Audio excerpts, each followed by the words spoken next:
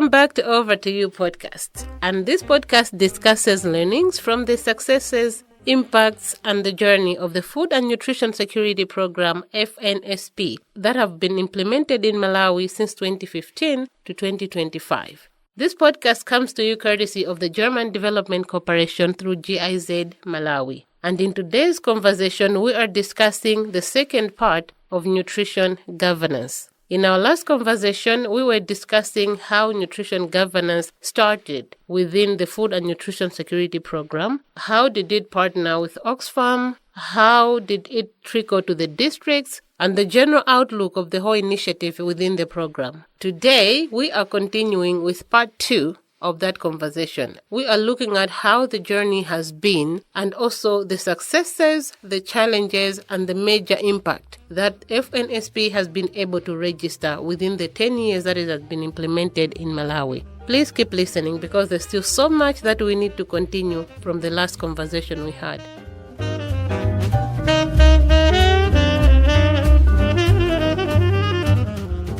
In today's episode, I'm also joined by Dr. Martina Kreis, the team leader for the GIZ Food and Nutrition Security Program in Malawi, as well as Dr. Felix Piri, who is the former Director of Nutrition within the Ministry of Health under the Directorate of Nutrition. Now, to start with, Dr. Martina, how has been the journey of FNSP? Yeah, very happy to do so. Because indeed, also in the programming or in the program design of FNSP, nutrition governance did not feature from the beginning, or at least not feature strongly. FNSP is actually part of a global program. There's the global program Food and Nutrition Security, Enhanced Resilience, and that consists of, most of the time we were around 10 country packages. So meaning projects in different countries, most in Africa, but we also have projects in Cambodia and India, for example, all under the same roof of objective and indicators. The objective for all of these country packages was, as you already mentioned, to improve the nutrition of women and children under 2, so the 1,000-day window, the famous period in life between begin of a pregnancy and the age of 2, where nutrition is so crucial for a person's physical but also mental development. And it was decided that the program would take a food-based approach, so working very much on the prevention side of malnutrition by encouraging positive behavior change for women to feed themselves better but also feed their children better. And better mostly in the sense of dietary diversity, so increasing the number of types of food that people eat. When you start programming around this, indeed, the easiest to come up with is we want people to change behavior. So let's take this to community level. Let's take this to households. Let's provide nutrition education to these women. Let's support them with establishing backyard gardens. And all of this can be very well done without much nutrition governance in it. And that's what happened in the beginning. But then these 10 projects started working on the ground. It was not only FNSP. It was across the board that projects realized if we want our work to really be impactful, and most of all, if we want our work to be sustainable, we can't do this in isolation just next to the existing nutrition governance structures. So all the projects, in their different ways, started incorporating issues around nutrition governance.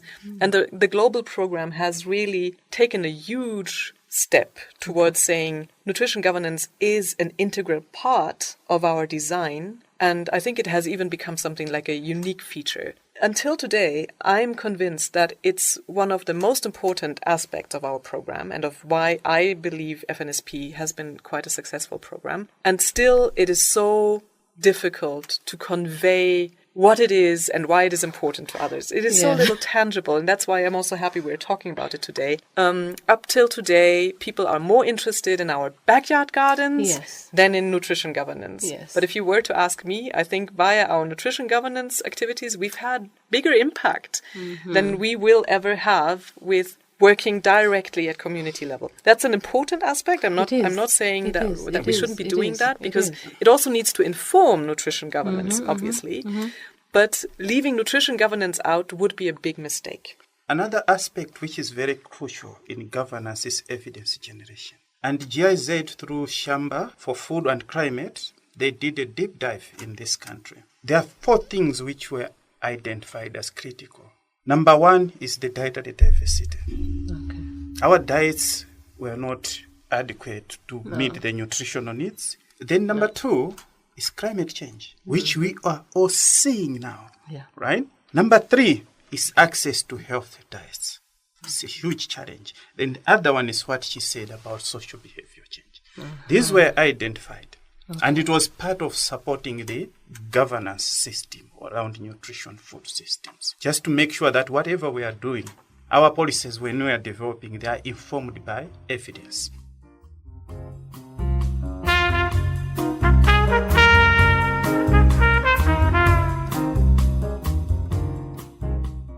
If you're just joining us, remember this is Over to You podcast. And in the episode today, I have Dr. Martina Kreis, who is my co-host. And Dr. Martina Kreis is the team leader for the Food and Nutrition Security Program within GIZ. I am also joined by Dr. Felix Piri, who is the former Director of Nutrition within the Ministry of Health under the Directorate of Nutrition.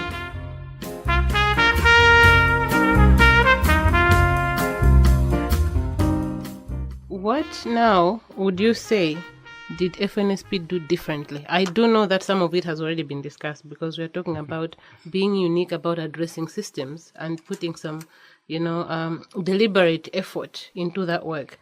But what would you say would be like the key things that you would say, I think FNSP did this much? That if anybody is listening and they would want maybe to do a similar intervention or maybe like to take over from where the project would stop, they could learn from it and be like, maybe if we could highlight this, maybe if we could just, do better here, if we could just make this one bigger. And, briefly, what do you think was different about it? Okay, I think there are many things that I would say FNSP supported. Okay. Or I would say what we did together. Because the way we have worked over the years is about how do we do this. Okay. It was not about do this. That's the power of collaboration and governance. Yes. Every time, probably I would say every 2 weeks, we could sit down and see what are we prioritizing. So whatever we are doing around governance was coming from government. So you were owning this and they were just supporting supporting it was coming from the government. What FNSP could do is to say, how do we facilitate and support these processes? That's what they could do. There's obviously been a very good working partnership between you and the department, and especially Felix in his capacity as Director of Nutrition. What would you think are the key issues you'd advise somebody if they are to cultivate such kind of a partnership in their work? That's a really good question. And I can actually share that whenever I talk to other GIZ colleagues about how much of a difference it makes to have such a well-working partnership, then they go like, for you it's easy. You work with Felix, so Felix is a great partner. They pretend it's all because of people and because of personalities. And of course, personalities and individual people play a huge role in partnerships. But then I would still like to believe that there's things beyond the individual that play a role. And that's what I would like to actually distill and make available to others, to say, even if you don't have a Felix next to you, there's still ways of making a partnership work. Yes. And what are these factors? What are success factors for a good partnership? And I would think, I hope you agree, Felix, but for us, what made a difference is we tried to be conscious about your time and not ask you for meetings unless it was absolutely necessary. Yes. We try to have meetings not only in formal settings where, some projects I know have steering meetings just for the sake of having steering meetings. It's in your plan. You need to tick the box. Yes, steering meeting done. We did not do that. But rather when there was something to discuss, we tried to find the most conducive environment to have that meeting in. So sometimes it was in formal setups. Sometimes it was over lunch. And then what I think has already been mentioned, this flexibility to be able to have you set the agenda and we respond to that and we support that rather than us pushing our agenda on you, speaking in general on the partner. I think those could be aspects of making a partnership work. And then if it's with someone like Felix, you're especially lucky and things work out even better. And you can see the passion radiate from him like so much. It's a lot easier when you work with somebody who's very passionate and who is really willing to even work over lunch. Some people are even rigid enough. It's a bit hard to work around their schedule. So I think you two made a really good partnership. It's envious in a way, so to say. It's actually something people should always, always value. People are different. And you shouldn't expect people to work around your schedule. That way, you kind of also create some sort of, I would say, resentment, for lack of a better word, because people now tend to feel like you don't value their time, you don't value their presence, or maybe their contribution. So that's a really good point to make, Martina. Thanks very much. You're welcome. There are a couple of things which I can mention. Okay. Number one, we sit down and say, what are the issues with the district? We said human capacity. We don't have people. They supported advocacy process to make sure that we have enough personnel in the district. Mm-hmm. We did that. We did the advocacy until government added 2 more nutritionists in each of the district. Wow. As I'm talking to you, that was another moment we celebrated. You can go into the structure. You see that we have 4 nutritionists in each district. Wow. No country in Africa has done that. Number 2, we said, yes, we have nutritionists. Do we have the enabling factors for them to work on this? Yes. So remember we talked about the financing, creating a budget line to trigger them to work on it. Mm-hmm. Then we said also, how can we develop a model that can be replicated and demonstrate that we can do something different? So we worked with FNSP to come up with an office where it brings all the nutrition officers together as a nutrition unit in the district. You can go now to Salima. You find that nutrition, they have their own offices, including a conference room, which none of the partners have done. Just to say that yesterday, the Deputy Minister Health signed the handover protocols. So we had a small ceremony there after the official launch already happened in May. And by the way... And they had some DCs from other districts. There was Chirazulu, there was Balaka, and they were like, can you come to our district and do the same? and by the way, it's not just that, actually. The offices were furnished, including air conditioners. Conference room has even a kitchen. That's a good one. And they have even a solar backup. That's a good one. Right? The other thing which at least we did, we said, okay, when we look about governance, it's also about capacity strengthening. Yes. If you check in Leza and check in Salima, look at the level of the capacity built there. Totally different with other districts. That's true. The other big thing which they did to support us, we were trying to say, we have positions in the districts. These are not filled. We are struggling to fill them because we don't have resources. They supported the resources to recruit these officers in all the districts. So there are many things which I can talk about, but the most important thing to me is where partners should sit with government. Identify what are the key challenges, what are the key drivers, how could they fit within government and support that governance structure. Because the game changer is the governance structure that you have, which we've done quite well with GIZ.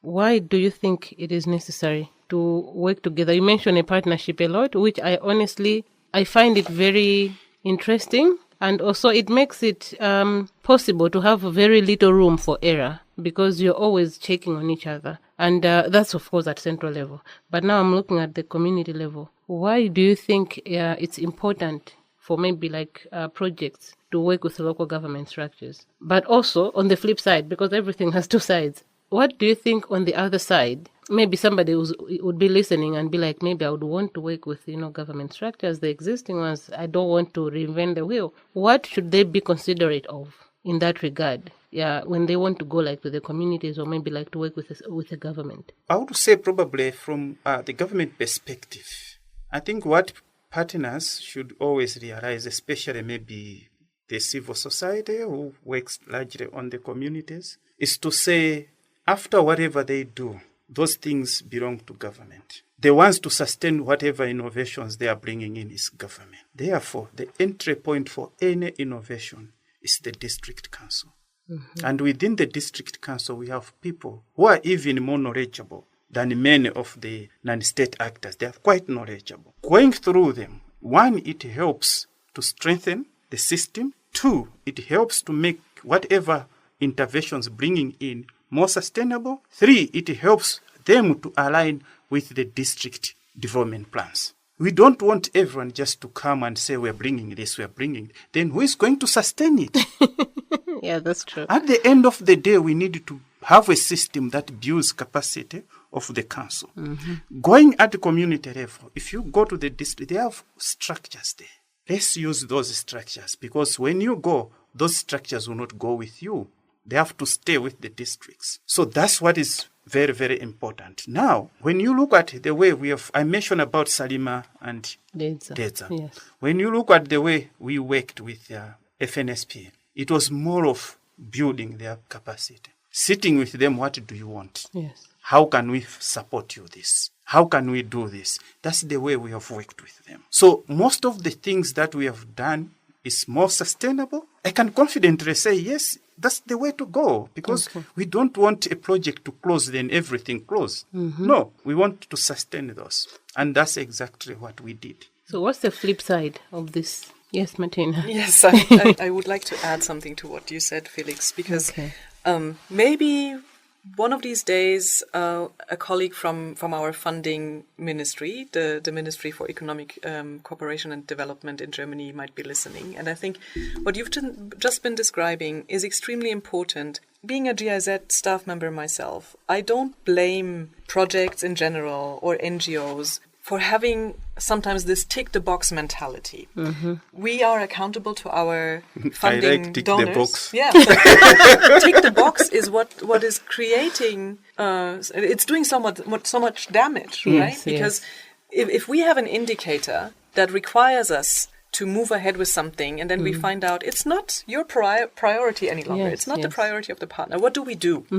We have to either go back to our funding agent or our donor and tell them, sorry, we are not able to move on this indicator because it is not in line with what our political partner wants. But who does that? There's very few who would dare to do that, or who would also make the effort, because then it's cumbersome. You have to revise your log frame and come up with new indicators. And that's where much of the trouble is being caused, I feel. And in FNSP, we had that luxury of being quite flexible. The indicators we had gave us enough space to have that kind of partnership where the partner defines the priorities and sets the agenda. And for any given project, I would wish the same, because then you're talking true partnerships. Then there's ownership, then there's sustainability. And that's what the donors are also always asking for, right? So maybe we need to have a mindset shift altogether to say, yes, of course, accountability is important, monitoring is important, but then when the framework is getting too tight, it can actually have negative effects on our impact. And probably I mentioned about thinking outside the box. Right? The way we have worked with them, sometimes they would also identify some of the lessons which government can pull. They would say, okay, can we go to these districts and learn from you what they're happening? We went, I think, in one of the districts where WHH was implementing. Then we sit down. When we come back, remember we are providing policy, guidance and oversight. It's not a simple thing. It's not something that you can just wake up and say, you do it. You have to sit down and say, okay, so what can we do? Do you know what we noted? We had COVID, we had cholera, we had these climate issues. Who are they impacted? It's the community. Yes. Right? When you talk about cholera, it's the community. COVID, community. So we said, why do we need now to start thinking where we have vertical implementation of programs? Then we start now saying, okay, why can't we start thinking about community care groups? Because each household, each parent, each whatsoever in the community, they have responsibility to raise his child. It's not just the household. That also helped us from government perspective to start looking at a more broader structure that could address all these challenges. The key point here is to make sure that the planning has to happen together whenever you're doing everything. Yes. Everybody has to be involved, not just bringing to a government like we've done this. It's a bit hard, even for sustainability, as you say, even for program, because sometimes you find partners who are like implementing things that are maybe clashing with the policy framework sometimes, and you're like, how do we work on this, because it's going the other way and we're going the other direction? So planning together, creating clear pathways and having time, more like checking on each other to see how things are going. I think that's the biggest lesson that I'm getting from that. Actually, maybe let's put it this way. we have policies. Yes. We need to respect the policies. Absolutely. If we are coming with something, that's where you need to negotiate and see how does it fit within the policy. That's what Martina was saying. To say, this cannot really work. Yes. Can we make a shift? You know, that's what it means. Look at what the government is promoting. What are the policies? What is government trying to achieve? If we align to those space, you find that we are doing more. So it's about engagement, as you're putting it, and all that, and respecting country policies, making sure we are align to it, supporting those systems and all that. And to me, the time probably I was saying, okay, I've done my part, I need to move out. When I look at this country on areas around nutrition, it's about systems strengthening. Okay. Because we need to create resilience. People should be able to know there's this, we don't have food, how can I change my dietary habits to make sure I fit within the problem that I have? I have cyclone Fred, how can I change and make sure that I have? So it's about system strengthening. Yeah, so speaking of change, now we go to learning. Because there's a lot of learning that has to happen before somebody changes. And actually, Felix was already making reference to a great learning. The learning, the learning journeys that they made for, is it WHH? It's actually what actually helps we people like to keep on evolving. As a project, I do know, Felix, I would love for you to, I think, kind of elaborate on that more. But then I also want to ask, what platforms has the project been involved in? Because sometimes projects like to implement things in isolation, or rather they feel like, this is what we have, this is our indicator, this is the best way for us to implement our work, without necessarily checking on what else other people are doing related to maybe the work you're doing, or maybe to things that you would learn from and maybe grow as a project. What other platforms or maybe linkages did the project sort of have with other partners, with other platforms, whether non-state actors or like government set up platforms? What learning platforms have there been that the project has been using? Probably Martina wanted to say something on learning. Yeah. Well, so the WHH example. Do that, then I can probably jump on this. Yeah. No, because I think you used the term thinking out of the box. Yes. And in this case, it was WHH starting something that was actually deviating from the policy. So we have the care group model in Malawi that's kind of prescribed, one could almost say, for every nutrition program implemented in Malawi. And they were experimenting with that care group model, doing it slightly differently. And that was already thinking out of the box, but they had done so without really engaging the department or engaging you, right? And then we gained knowledge about this because actually our partner in DEDSA said there are things being implemented here that are not in line with the policy. And they alerted us, and I think WHH at one point was quite nervous. They said, we didn't want to interfere, we didn't want to do something that is not in line with the policy. But then what we did next was we visited the communities where this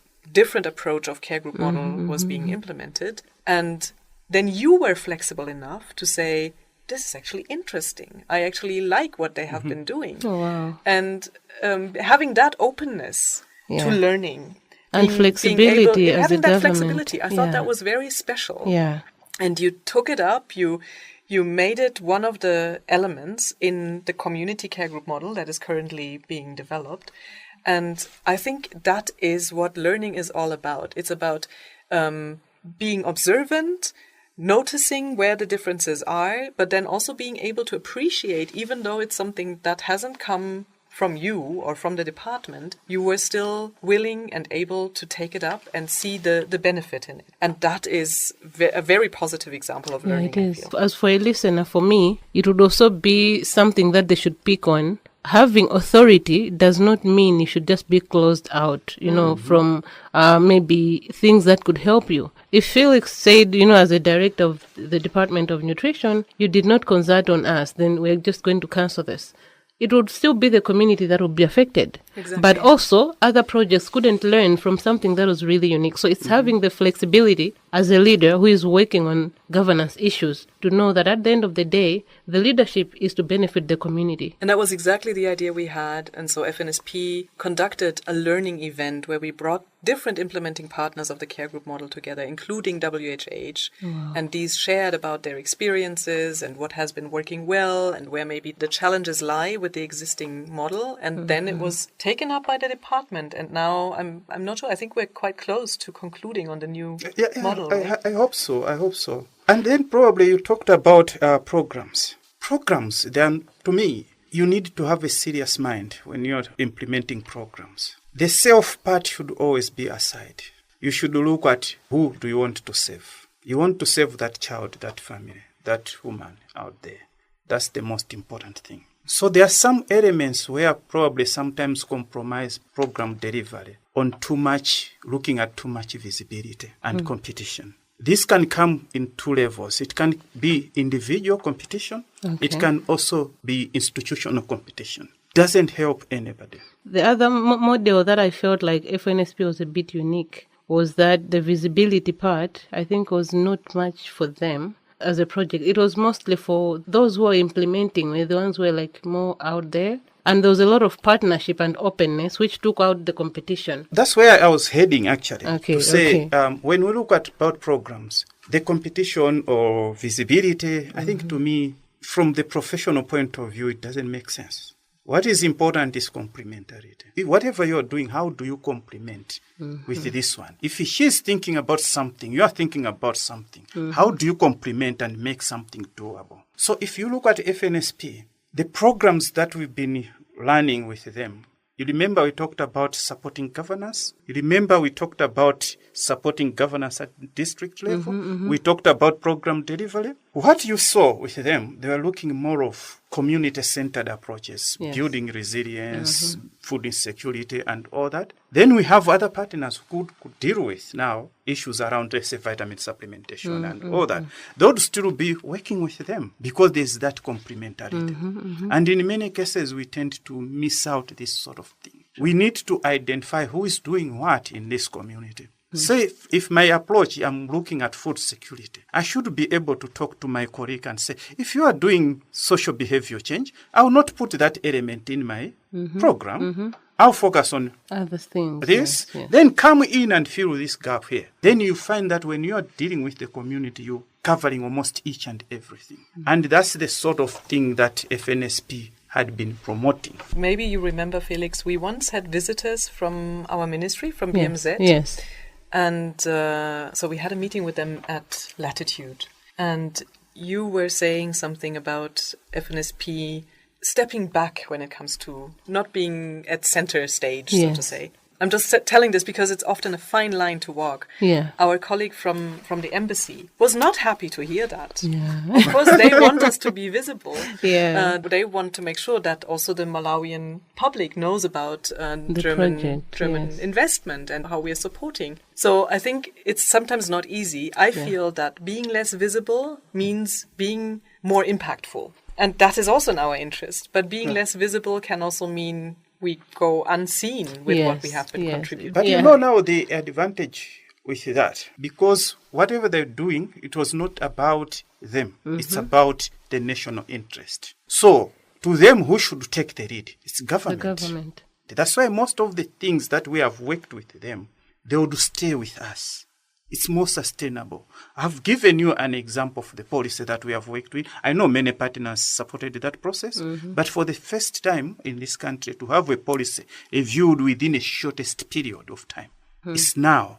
Why? We are counting down on SDGs. When you look at the kind of capacity institution built, the nutrition unit and all those things, they'll stay with us. So to me, the visibility they brought in is the visibility that is embracing systems of government, because government will always remember that. What do you think is the legacy beyond the project that you think FNSP will be remembered with? I've already seen a lot of issues being explained already. Can I say something? Yes, please. Before you cross. You know, there's a program in South Africa. We call it African Leadership Nutrition Program. African Nutrition Leadership Program. ANLP, yes. You see, this program is run in South Africa. And the participation is so limited. Maybe they can take one person in a country because it's the whole Africa going there. Do you know what FNSP did? Mm-hmm. They came to us. We feel we need to build strong leadership in the councils. What should we do? We started a conversation to say, can we bring the African Nutrition Leadership Program in Malawi? As I'm telling you now, that program is running in Mangochi at Krabmark. I actually had a conversation with Loti last week, and he said, I'll be in Mangochi. All the nutrition officers next week are going to be, we have got a learning session in Mangochi. Exactly. I'm not going to be available. Now you mentioned so it. Tell me. I'm linking it to that. So tell me. Martina, you were so humble. You didn't even mention that I went an there to FNSP visit. activity. So tell me. Wow. Tell me. Who else has done that, bringing that whole thing, African thing, in this country? And it was special to be in there. This country. 28 principal nutrition HIV/AIDS officers from 28 districts in Malawi have joined. And the second one is in south, Close to right? Blantyre, yes. In the There's going to southern be a region, second one. there'll be the second one. So those are the sort of capacities that we are talking about. That's because now capital you are producing development. leaders in nutrition. Yes. You are producing leaders who, when we are seeing 2030 agenda, how do we reach there? We need those sort of leaders to drive that. They have done that. Oh, wow. So if that's not something one could remember, then I don't know what else one could remember. If you could pick something that could be done better within FNSP, what could you say it is? Please also ask me. Oh, yeah, I will. That's a very, very challenging question for me. The reason why it's challenging to me, because any challenge that I would say is not the challenge from FNSP. It's the challenge from government. When we look at the pathway that we took with them, everything else that we are working on, it was coming from us. We had a clear work plan, a clear identified issues that we want to drive on. What they would do is to say, okay, we are supporting you with the resources. If you want a consultant, we'll support you. If you want this, we'll support you. So in that context, if we fail, who do we point at? No, yourself. So to me, I would say what we have done with FNSP should be a lesson for other development partners. Other partners. So when I'm saying development partners, I'm not singling even the NGOs, whoever. It could be even private sectors, whatsoever. They need to embrace that and learn from it. So that the failures that comes is not because the government was not supported, but it's because government didn't want to deliver. That's the way I would put it. So I wouldn't really have to be honest. If I start saying, no, we didn't do this, obviously Martin would say, is it us or you? We supported you with this. So that's the sort of thing. So to me, what I would say is the challenge that I saw is to say, how do other partners build on what FNSP have invested? That's a good I think that's the challenge that I would say here. Maybe, Martina, what do you think could be done differently from now your perspective? You're making it hard for me to think something, Felix. No, I think indeed I would agree. We did many things well. Maybe the one thing that we are trying to make up for now with this podcast. And I've been told by, for example, my colleagues in the coordination unit of the global program. Maybe it comes with lack of visibility. We've not always been good in sharing our experiences and advocating also with other partners to look into what worked well for us and maybe learn from that. I would go as far as saying we were so busy with implementation over the course of those 10 years that this aspect of making our learnings available to others kind of fell through. And we are trying to make up for it, as I said.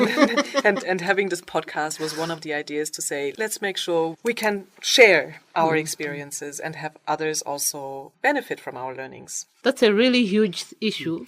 I call it agency. We want to increase people's agency. Yes, the agency to be intentional in doing things. Yeah, and as Zainab, I think the thing is not also just having a chat with them or talking with them. Yes. The issue was action. So what kept us going was that we would talk, we would have a chat, but we also have actions. Every time we would say, okay, where are we on this? What is it that is delaying this? Or do we need this? That's sort of a conversation. Then immediately we have actions. Wow. That's what is important. There's other partners, you could come talk in a meeting, 2 hours, 1 hour, 3 hours. Yeah. You leave the meeting, then 2 weeks down the line, you ask yourself, what have we done? It was not possible with them because it's like you're having checks and balances at each level. That's true. And that really helps with the accountability issue. It's really hard for there to be so much missteps in accountability when you're constantly checking on each other. But thanks for being so positive about it, Felix, because to be honest, GIZ procedures can sometimes also be very lengthy. That's no one's fault. That's just the way it's function. A system too. But you know the good thing, let me cut you, Martina. Yes, they could be wrong. Yes. And lengthy. Yeah. But always we could find a solution. That's the best part. That was the beauty of it. And I think we were trying to be transparent about it as much as possible. So we would not make false promises, but we would say, Felix, we like the idea, we would like to support you in this, but be aware it's going to take X number of weeks or months until we get there. How do you think FNSP will be sustainable? How are they going to be sustainable? Okay, I think sustainability, there could be looked in two folds. The number one fold is where you're looking at the interventions in the community, how it's going. Yes. And the number two fold is how government embraces it. So in the period that we've been worked with the FNSP, there have been huge amount of response that we've gone through. There's been a lot of engagement and all that. And the good thing with them is that we could reach out to everyone. We can make sure we are engaging everyone. So one of the best things that we have done is coming back to say, this is what we have done. This is the way we want to shape things. We have this coming on. So we reviewed our policy, which means whatever we have included in the policy, for example, within the policy, you find a chapter where we're talking nutrition within the food systems. It's because we took some of the lessons from the food security intervention they are working on. Within the policy, you find there's a component on climate change. It's because we're still also looking at climate issues. So now all these things, if they're in the policy, by default, that's a sustainable approach. Then when you go in the district, you find that within the district development plans, there's also a budget line for nutrition. That's part of sustainability. Because it's now them to take it up and move those things forward. Because we didn't just look at service delivery, but we also looked at financing, which we managed to do. So by default, our expectation is that whatever we've been doing around the nutrition, they should be able to sustain them.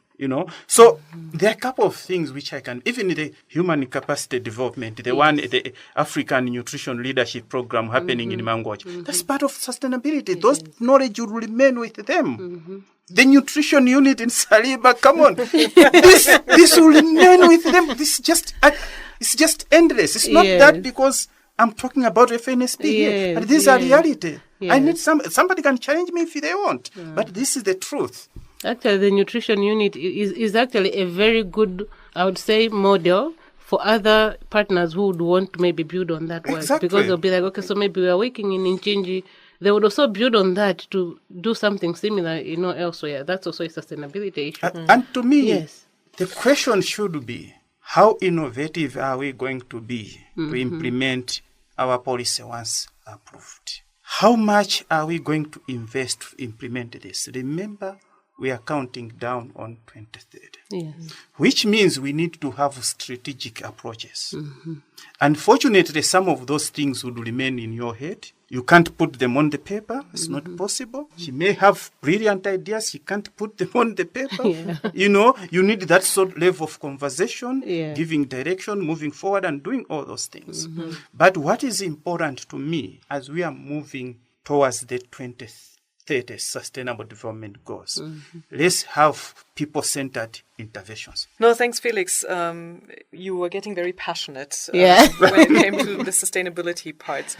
And yet there's other things that I can think of that I hope will be sustainable, like we've been working on a nutrition coordination platform that will now be scaled up also nationwide. So there's trainings ongoing actually as we speak. Maybe you should mention it because I didn't really mention it. And that you don't have to mention everything because it's also obvious after 10 years of implementation, so much has happened. It's hard to think of everything. And I'm sure we're forgetting things that have also happened way back, maybe before my time. The care group model we talked about, and having that revised model, it's going to have a long-lasting impact, I feel, that we have been able to leave a footprint. We have been able to make a positive change to nutrition in Malawi, in particular in those two districts where we were, in Salima and in Dedza. But including beyond those two districts, which was always one of the design features that people like to question. Why are you in only two districts? Yes. But looking at the work we were able to do at nutrition governance level, I think the impact goes beyond those two districts. And it gives me the good feeling of being able to leave and not leaving too many loose ends. Yes. Plus, even though FNSP will come to an end, GIZ will continue their engagement in the broader field of nutrition. So with the upcoming program on food systems support, or the support to the transformation of the Malawi food systems, I think we can continue many of the interventions we have started and incorporate many of the learnings. And I'm very happy you mentioned the fact that food systems were now incorporated into the new policy. Actually, I hadn't taken that perspective yet as one means of making our work sustainable. And you're absolutely right. It is going to carry on. So I'm talking as if FNSP is already ending. We have another 6 months, 7-8 months to go even. We are only ending in March next year. But I think I can already foresee I will be leaving with a very positive feeling, and a feeling that we've made a difference.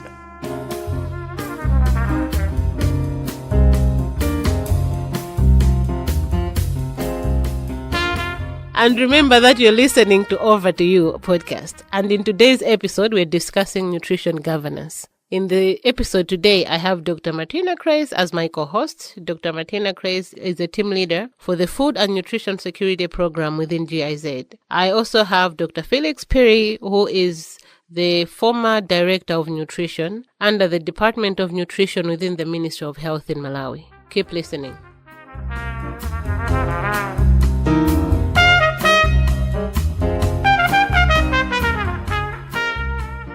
Dr. Felix? Probably my last words could be now in general. Okay. Yeah, because I think working in this platform, nutrition platform, is not an easy thing.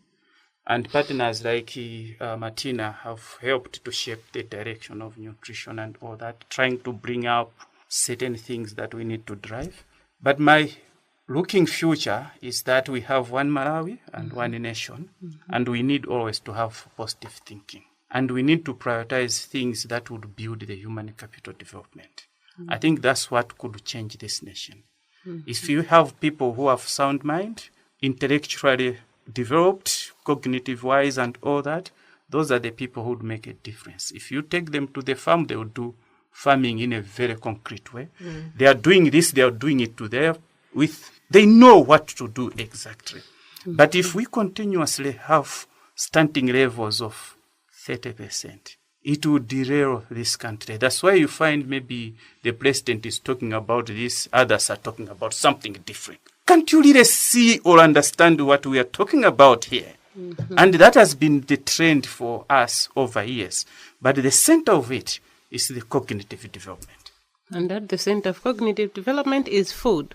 For somebody to have proper food, well, nutritious food, there has to be systems in place that are making this possible. And are making sure that everyone is able to understand what they need. Because sometimes people be like, I need to have money to have nutritious food. FNSP has just demonstrated you don't need so much to have And Zainab, nutrition. if you allow me, Yes. I want somebody who is in the community out there, probably who may not understand me when I'm talking about cognitive development. So I want to give an example of a simple maize seed. When you take maize and grow, the moment it's growing, it will be the same. You wouldn't even notice. It will be the same growth. Similarly, a child who is born in Malawi and a child born in America, the first 6 months of life, they are supposed to grow the same without any difference because they are getting the food from their mother. Similarly, the seed maize is getting the food from the seed itself. But immediately that seed grows to a certain level, you need to put what? Fertilizer. That's where now the difference starts coming out. So you find that the one you have put fertilizer is growing fast, green and all that, and it produces a comb which is big. While the one which you didn't put fertilizer, which in this case is the food that we are eating, it will still grow. It will not. It will still grow. It will not die. It will still grow. But the way it will be growing, it will be yellow and all that. And at a certain level, it will stop growing and it will start producing the cob. And the cob itself is very small. And that's exactly what the reaction of the brain does. So the child will still grow, but will be short. The brain will be small. While this one who have adequate food will grow taller. The brain will be big. And I want to conclude to say, check your children. You find most of your children are even taller than you. That's interesting. Thank you very much. Especially in town, anyway. Thank you very much, Dr. Felix Pili, for that concluding remark. And I would like to thank you for coming on the podcast today. And thank you so much, my co-host, Dr. Martina Kreis. It's been a pleasure having both of you here. Yeah, and equally. Yeah. I really enjoyed the conversation. Oh, me too. I've actually could have been here forever. But as you know, every good dance has to have an end. And this is the end of our conversation today. In our conversation today, we were discussing the part 2 of nutrition governance, a conversation that was looking at how FNSP partnered with the Ministry of Health, specifically the Directorate of Nutrition, to implement nutrition governance as part of its core activities in Malawi, specifically Salima, Dedza, and at central level. I've been your usual host, Zainab Jisenga, and I'm hoping that you've learned a thing or two from this conversation. Until the next episode, this one is over to you.